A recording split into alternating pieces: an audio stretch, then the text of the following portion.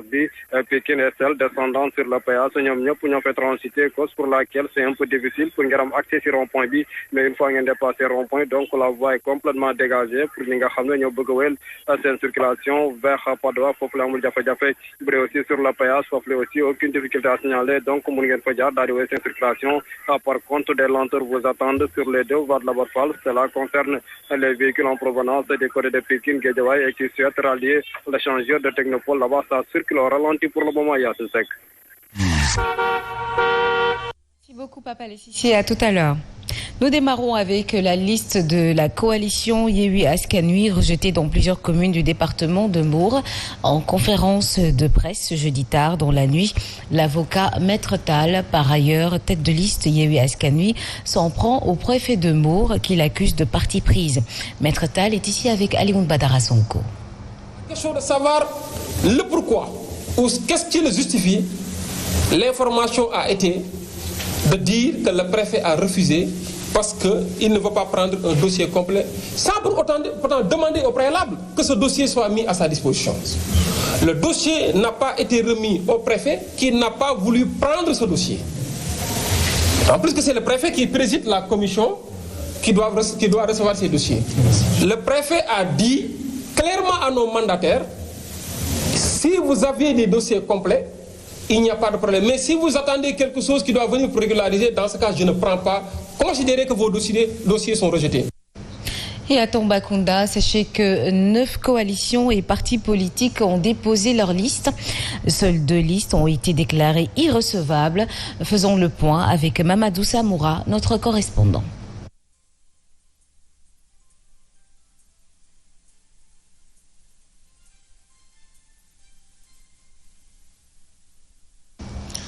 Voilà, nous y reviendrons tout à l'heure. Nous nous excusons de ce problème de qualité sonore. Nous continuons avec la commune de Souel dans le département de Bignona. La liste de la grande coalition Gumsabop a aussi été rejetée. Le mandataire, donc, qui a fait face à la presse, annonce avoir commis les services d'un huissier de justice en vue d'un recours. Suivant ses explications, Pape Boubacar Djidjou. Et le moment pendant lequel nous sommes sortis du secrétariat, c'est au grand maximum 2 minutes. Alors, je sors et je croise le sous-préfet, donc en train de fermer son bureau. Alors là, je l'interpelle, je lui dis, mais chez le sous-préfet, nous voudrions déposer. Il dit, je ne prends pas vos dossiers parce que moi, je ne peux pas rester ici toute la journée. Il est minuit passé, je ne prends pas vos dossiers. Je vous ai demandé de venir déposer. Vous n'avez pas voulu déposer. Nous avons déjà saisi un huissier qui ira faire les constats.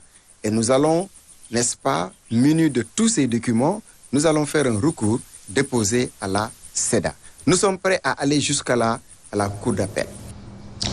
Et nous allons à Motam pour parler de ce mandataire de la coalition Yewwi Askan Wi qui a porté un coup de jarnac à ses anciens camarades. Djibril Ngom a rejoint dans les dernières heures Benno Bokk Yakaar. Conséquence, cette coalition n'a pu présenter une liste tant au niveau communal que départemental. Une situation que cette coalition aurait pu éviter si elle avait usé de tactiques politiques. C'est ce que soutiennent des experts électoraux. Et ces derniers estiment justement que la coalition aurait pu adresser une correspondance écrite à l'autorité administrative à la place du mail envoyé pour informer. Suivons donc les explications d'Alassane Baldé.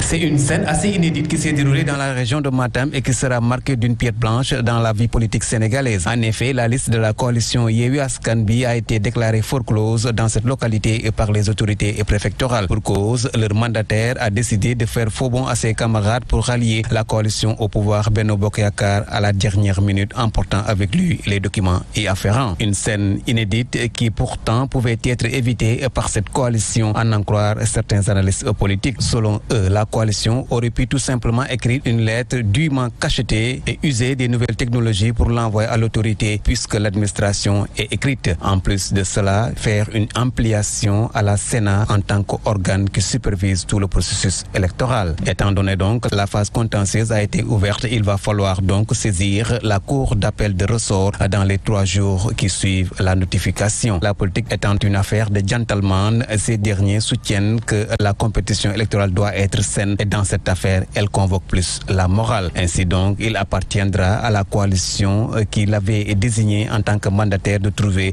un autre pour le faire remplacer puisque la décision lui appartient, même si du point de vue de la loi, il y a encore un vide juridique.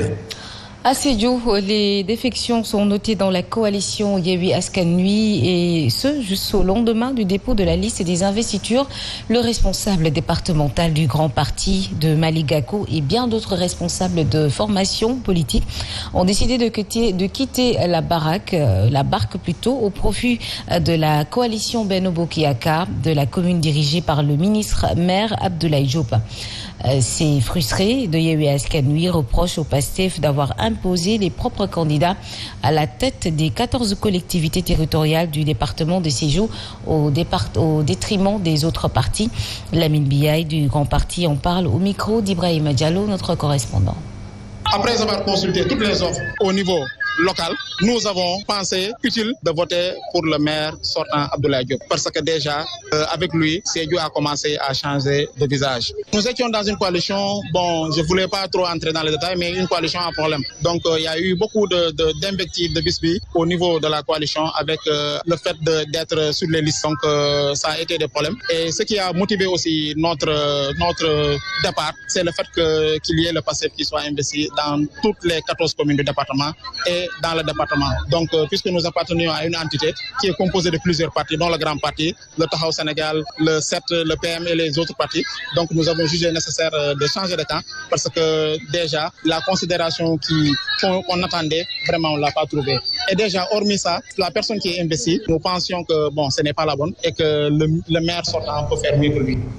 Et parlons de cette pandémie à présent et l'insécurité alimentaire, deux facteurs à l'origine de la recrudescence de l'immigration irrégulière. C'est ce que relève en tout cas Agibou Fofana, conseiller technique au cabinet du secrétaire d'État chargé des Sénégalais de l'extérieur. C'était donc en marge de la cérémonie de signature d'un contrat entre l'OIM et la République tchèque. Et c'est également dans le cadre du projet renforcement des acquis de la réintégration des migrants et de retour sénégalais à travers un soutien intégré aux petites et moyennes entreprises.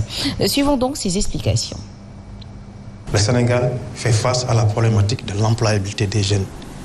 Alors, qui dit emploi des jeunes, dit création d'un environnement favorable pour stabiliser les jeunes. Donc ce projet est à saluer et entre dans ce cadre-là. Donc nous ne pouvons que vraiment l'accueillir à bras ouverts et prier que ce projet-là porte ses fruits et fasse venir encore d'autres bailleurs. De féliciter et de remercier l'OIM pour l'effort qu'il déploie au quotidien dans le cadre de la promotion et la préservation de la dignité des migrants, mais aussi remercier la République tchèque à travers son ambassadeur, l'Excellence, pour vraiment cet effort constant qu'ils sont en train de faire pour en tout cas préserver, comme je l'ai dit tantôt, la dignité des migrants africains, mais surtout des migrants sénégalais de retour. Malgré la baisse du nombre de cas positifs au coronavirus, la lutte contre le SARS-CoV, un Covid hautement transmissible et pathogène, se poursuit. C'est dans ce cadre que l'Institut Pasteur a donc abrité une formation sur la surveillance génomique du SARS-CoV-2. En marge de la cérémonie de clôture de cette formation, le directeur de l'Institut Pasteur s'est prononcé sur le passé sanitaire qui aurait un impact important dans la lutte contre la pandémie. Adjarato Echening et Madani Marega nous en disent plus. Sur le pass sanitaire proposé par le chef de l'État, le directeur de l'Institut Pasteur est en phase avec lui. Il faut qu'on apprenne de la Covid et de voir qu'en termes de bonnes pratiques, ce qui a été vu dans les autres pays et qui a donné de l'importance dans cette lutte doit être au mieux intégré et contextualisé dans notre système. Ça facilite les voyages, cela permet de faciliter les regroupements, ça facilite toute la vie sociale. Pour avoir des capacités locales de réponse pour une sécurité sanitaire en Afrique, un réseau a été créé. Pour la Covid, on n'a jamais fait un vaccin aussi rapidement. C'est grâce au fait qu'il y avait une séquence qui était disponible très tôt. Ça va devenir une norme en termes de santé publique. Dès qu'on aura un pathogène, qu'il soit nouveau, qu'il soit ancien, avec ces informations, on va aller très vite. 15 médecins de 15 pays africains ont reçu leurs attestations après une formation de 2 semaines sur le séquençage du génomie et la bioinformatique du SARS-CoV-2. Je vous le disais tout à l'heure en titre, le syndicat libre des travailleurs du groupe La Poste qui alerte sur la situation financière de l'entreprise jugée désastreuse. Gorgui Yacine Boye, qui a accordé un entretien à Nonko Bakayoko, notre reporter, révèle que l'État doit à La Poste une dette qui s'élève à près de 30 milliards de nos francs. Le syndicat demande donc un accompagnement conséquent de l'État pour ne pas mettre en péril 4000 emplois. Nonko Bakayoko.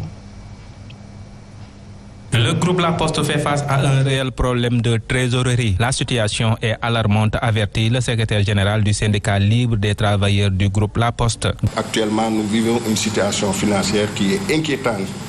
Il y a le paiement des bourses de sécurité familiale. La Poste préfinance ses paiements en masse, mais par contre, l'État, pour le paiement des bourses, ne paie pas régulièrement cette dette. On avait demandé qu'on revalorise cette rémunération qui était de 2,6 milliards depuis 1985. Cette rémunération devrait être réévaluée à 6,5 milliards par an. Aujourd'hui, ce ne sont pas moins de 4000 emplois qui sont menacés. Les travailleurs du groupe La Poste demandent un accompagnement conséquent et substantiel de l'État. Approximativement, c'est entre 28 milliards et 30 milliards. Nous sortons de la Covid. L'entreprise est lourdement impactée. On n'a pas bénéficié des fonds de la force Covid. On n'a pas bénéficié d'un accompagnement par rapport au plan de résilience économique et sociale. En tout cas, l'entreprise nationale, le groupe La Poste, traverse une crise financière sans précédent. Aussitôt, le groupe La Poste, la direction marketing et communication demande au chef de l'État de confier au groupe La Poste la distribution du courrier de l'État pour renforcer la trésorerie. En outre, Lamine Dramé, qui est de cette direction, demande aux autorités de rembourser le paiement des bourses de sécurité familiale que le groupe La Poste préfinance. Suivons la réaction de Lamine Dramé. La Poste, en tant qu'entité de l'État, une société publique, si l'État nous donnait tout ce qui est courrier de l'État à la Poste, ne serait-ce que ça, cette trésorerie-là nous permettra quand même de renforcer notre trésorerie postale. Le président, c'est la seule personne aujourd'hui qui peut faire quelque chose pour la Poste. Les charges de la Poste sont tellement énormes que la trésorerie ne nous suffit pas pour supporter ces charges-là. Que l'État nous donne notre compense, que l'État nous rend notre service public, la rémunération du service public. Si on a la rémunération du service public, on a les bourses de sécurité qu'on a payées pour l'État, on nous le ramène. 42, 45 milliards, c'est beaucoup d'argent, hein. On peut quand même souffler. Nouvelle de la COP26. Sachez que 28 nouveaux pays ont signé ce jeudi la plus grande alliance mondiale pour l'abandon progressif du charbon, ce qui porte à 190 nombre de pays qui constituent cette coalition portée par le Royaume-Uni pour abandonner justement l'électricité produite à partir du charbon. Et d'ailleurs, de grandes banques se sont engagées à ne plus financer ce produit. Fatimata Diop nous en dit plus. 28 nouveaux membres ont signé la plus grande alliance mondiale pour l'abandon progressif du charbon. L'alliance Powering Past Coal est lancée et coprésidée par le Royaume-Uni. Ils sont 190 pays à adhérer lors de ce sommet de la COP26 à battre campagne pour que les grandes banques s'engagent à ne plus financer le charbon. D'autres engagements pris par la Chine, le Japon, la Corée et le G20 sont de mettre fin au financement étranger de la production d'électricité au charbon d'ici la fin de 2021. Des pays comme la Pologne, le Vietnam, l'Égypte, le Chili et le Maroc ont annoncé des engagements clairs en faveur de l'élimination progressive du charbon. Cette déclaration lancée engage les nations du monde entier à mettre fin à tout investissement dans la production d'électricité à partir de charbon, accroître rapidement le déploiement de la production d'énergie propre pour atteindre les objectifs de l'accord de Paris visant à limiter la hausse de la température mondiale à 1,5 degré. La transition mondiale vers l'énergie propre doit progresser 4 à 6 fois plus vite qu'actuellement. Et cette nouvelle ravit le président du réseau des organisations communautaires pour la protection de l'environnement. Et selon Bakisek, le charbon est responsable de 30% d'émissions de gaz à effet de serre, plus polluants justement que le pétrole. Nous l'écoutons. L'utilisation du charbon est une source supplémentaire de pollution pour les pays les moins avancés. qui profite de son coût moins élevé, mais en fois en l'utilisant, c'est une destruction de l'agriculture, c'est une destruction de la mer, c'est rendre plus vulnérables les populations à l'ensemble de ces maladies. Donc nous saluons vivement cette décision de 190 pays à laisser tomber le charbon comme source de production d'énergie. Notre pays, le Sénégal, avait opté pour une production mixte d'énergie dans la lettre de politique sectorielle de production d'énergie, mais nous invitons les autorités à laisser tomber cette option sur le charbon et à entreprendre avec beaucoup plus d'ambition l'utilisation des énergies propres et renouvelables, car notre pays dispose d'un potentiel énorme pour les énergies propres et renouvelables. Et parlons de cette exploitation de nos ressources halieutiques par des bateaux étrangers. La coalition des acteurs de la pêche et de la pêche, justement, tire la sonnette d'alarme et demande aux acteurs de la pêche à faire preuve de solidarité pour accompagner les actions du gouvernement dans le secteur, justement, de la pêche. Ils étaient en tournée à Bourg, nous dit notre correspondant Alioune Badara Sonko. La coalition des acteurs de la pêche du Sénégal s'offusque du pillage de nos ressources halieutiques par des bateaux étrangers. Il y a des lobbies qui sont là depuis des années à piller nos ressources halieutiques, à exploiter la mer dans le désordre. Maintenant, nous voulons que tout ça s'arrête. Et ces lobbies-là vont jusqu'à utiliser nos compatriotes pêcheurs pour les influencer avec nous et à perturber nos manifestations. Les camarades de Aluntiam de la CAPS saluent les efforts consentis par leur ministère de tutelle pour booster le secteur de la pêche. Nous lançons aussi un appel au président Macky Sall pour lui dire que nous, les pêcheurs, on a remarqué le bon travail que le ministre de la Pêche est en train de faire dans le secteur. Parce que si vous traversez la Bérane, il y a plus de dizaines de bateaux stockés là-bas. Et tout ça, c'est grâce au ministre qui leur a retiré leur licence pour pouvoir contrôler leur façon de pêche. En tournée à Mbaling et Nangan, la CAPS compte rencontrer les acteurs de la pêche pour une meilleure sensibilisation. Et Dakar va abriter du 28 au 30 novembre prochain la 8e conférence ministérielle du Forum sur la coopération sino-africaine. En prélude de cette rencontre, le ministre des Affaires étrangères a reçu des membres du groupe des ambassadeurs africains accrédités ici au Sénégal. Lors de cette rencontre, 4 documents, dont un plan d'action pour la période 2022-2024, seront donc adoptés. Compte rendu Abdelaziz Dabar et Abdoumalik Chouna. Pour la 8e fois, la Chine et l'Afrique vont se réunir cette fois-ci à Dakar pour discuter de leur avenir commun, de leur coopération. C'est une rencontre entre la Chine et les États africains. Une conférence qui est axée sur notre coopération avec la Chine. Comment l'Afrique et la Chine ensemble pensent que si cette coopération est importante, et elles pensent toutes les deux qu'elle est importante, comment y aller et dans la forme et dans le fond. Plus de 100 ministres et experts vont prendre part à cette conférence. Plusieurs documents vont être adoptés, des documents déjà élaborés par les ambassadeurs africains présents à Beijing. Ce sont des documents à la fois prospectifs qui vont annoncer ce que nous allons faire dans les prochaines années, mais qui sont également des documents fondamentaux sur ce qu'ensemble nous allons faire en ayant une position commune sur les différentes questions qui agitent le monde, dont par exemple la question climatique. Ces documents vont être portés à l'attention de l'opinion. Ils exposent les positions exprimées à la fois par la Chine et l'Afrique dans différentes questions qui agitent la communauté internationale. 7h19, vous êtes toujours sur Zik FM et Saint TV. Tout de suite, une autre sport.